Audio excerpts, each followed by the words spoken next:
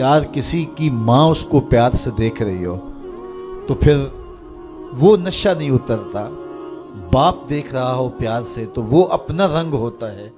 उस्ताद शफकत से देख रहा हो, मुर्शिद देख रहा हो किसी को, तो फिर वो नशा नहीं जाता। तो क्या तसव्वुर में बंदा डूब जाए कि मेरा रब मुझे देख रहा है।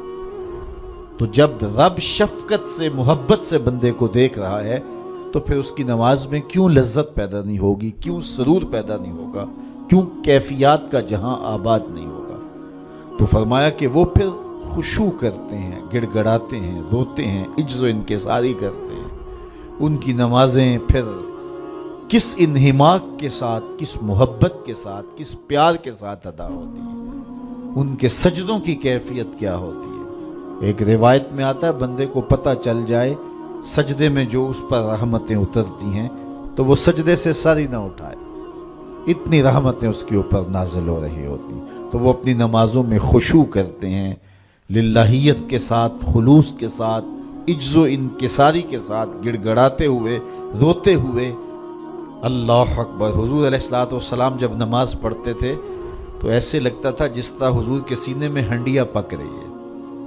इस तरह हुजूर अलैहिस्सलातु वस्सलाम का जो सीना अत्थर खौफ खुदा से, खशियत इलाही से जो है, वो इस तरह हुजूर के सीने की कैफियत थी।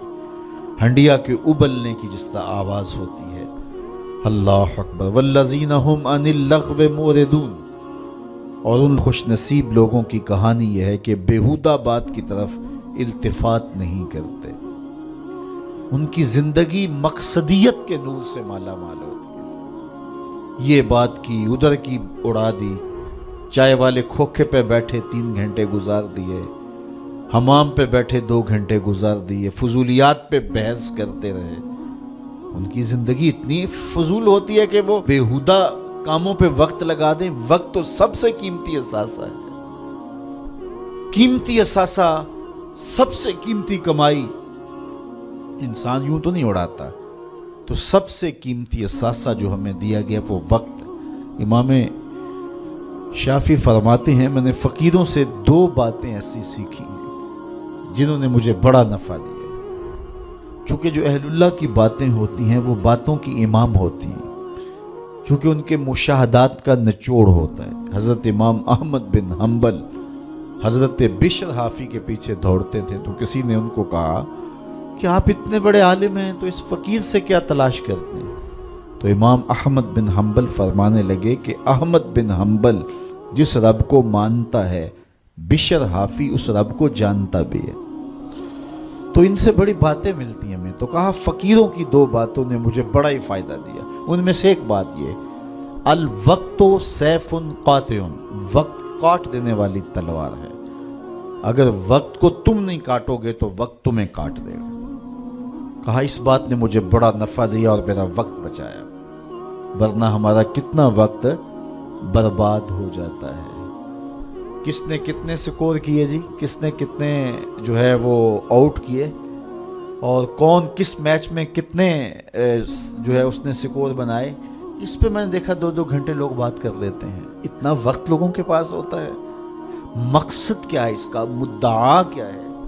टेलीविज़न पे टॉक शोज चल रहे होते हैं ऐसे मौज़ूआत पे, तो हैरत होती है कि इतना कीमती वक्त और हम बहसियत कौम खड़े कहाँ इस वक्त दुनिया में, और हमारे पास इतना ज़ायद वक्त है कि हम किन उमूर पे बहस कर रहे हैं। कोई बंदा बाहर से आया ना तो उसने देखा कि फाटक बंद है और लोग साइकिल सर पे उठा के, और मोटरसाइकिल भी जो है वो किसी तरह से घसीट के जो है वो रेलवे लाइन अबूर कर रहे हैं। तो वो बड़ा मुतासिर हुआ कि इतनी जिम्मेदार कौम है कि जो गाड़ी के आने का इंतज़ार भी नहीं करती और इनको अपने मकसद पर जाने के लिए, काम पर जाने के लिए इस कदर इनको जल्दी है कि ये साइकिल भी सड़क पे उठा के सड़क अबूर कर रहे हैं। तो खैर जब फाटक खुला तो वो गया तो देखा आगे बंदरिया का तमाशा लगा था, 600 आदमी वहाँ खड़ा था।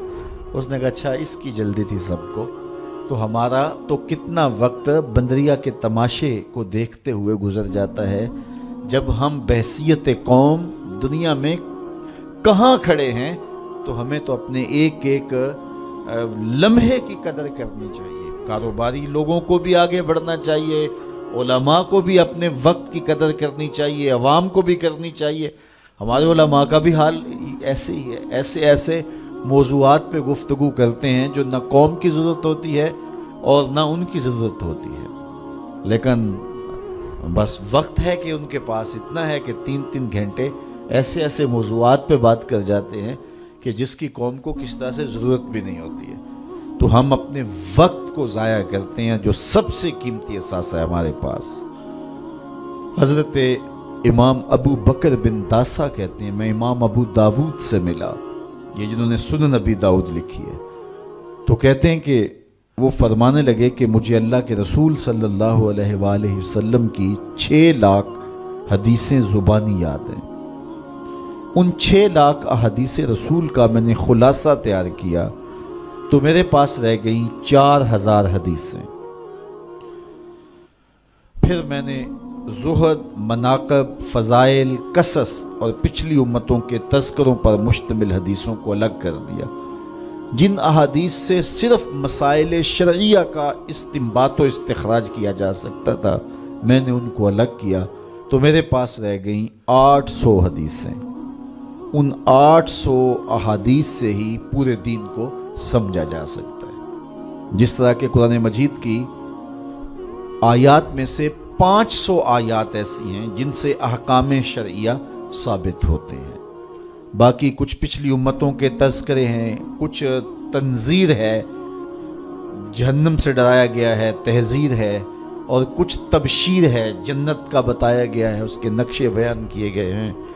پچھلی قوموں پر آنے والے عذاب، ان کے اسباب بیان کیے گئے ہیں، اور بہت ساری چیزیں بیان کی گئی. لیکن جن سے احکام ثابت ہوتے ہیں ان کی تعداد، ان آیات کی، آیات الاحکام جو ہیں ان کی تعداد 500 ہے.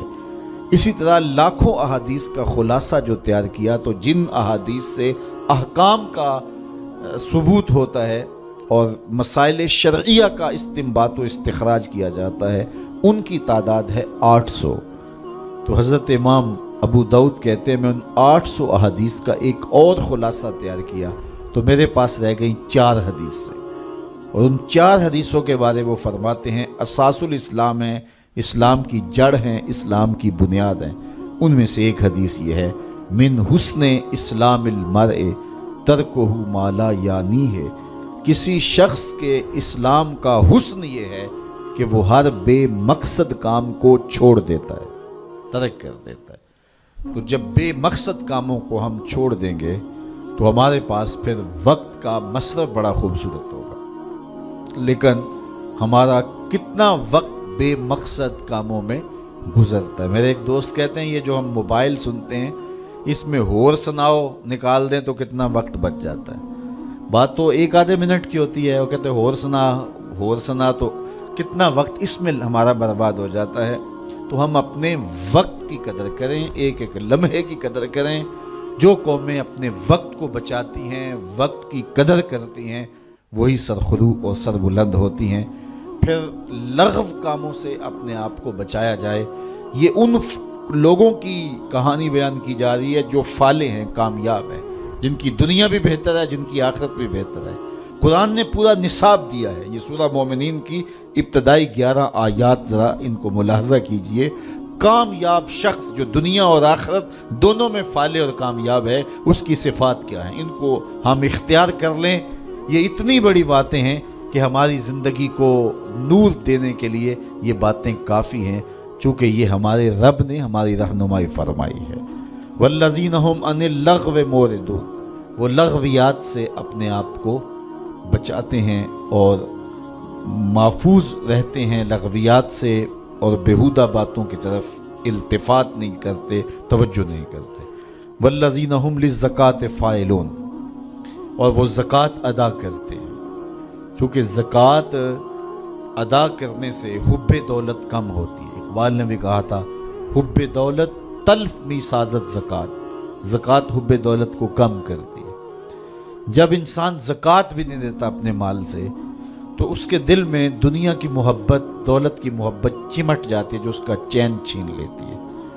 اور اگر زکوٰۃ دیتا ہے تو پھر حب دولت کم ہوتی ہے، اور اگر وہ راہ خدا میں مزید صدقات دیتا ہے، خیرات کرتا ہے، تو پھر دولت کی آزمائشوں سے اور دولت کے ساتھ جو فتنے آتے ہیں ان سے وہ بچ جاتا ہے۔ دولت جب آتی ہے تو اپنے ساتھ بہت سارے فتنے لے کر آتی ہے، تو وہ فتنوں سے بچنے کے لیے صدقات کثرت کے ساتھ دیے جائیں، دولت راہ خدا میں خرچ کی جائے، تو پھر فتنوں سے بھی بچے گا اور وہ گناہوں کا کفارہ بھی بنے گی۔ تو وہ زکوٰۃ دیتے ہیں، اور یہ بات ذہن میں رکھیں، زکوٰۃ دینے سے یا صدقہ دینے سے دولت کم نہیں ہوتی۔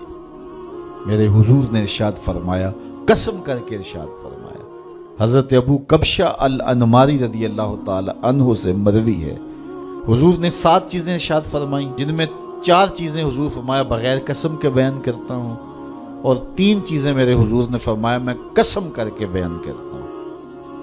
اللہ اکبر! جب حضور رب کی قسم کریں تو پھر کتنی بڑی بات ہوگی۔ تو فرمایا میں اللہ کی قسم اٹھا کے کہتا ہوں، ان میں سے ایک بات فرمایا، ما نقص مال عبد من صدقہ،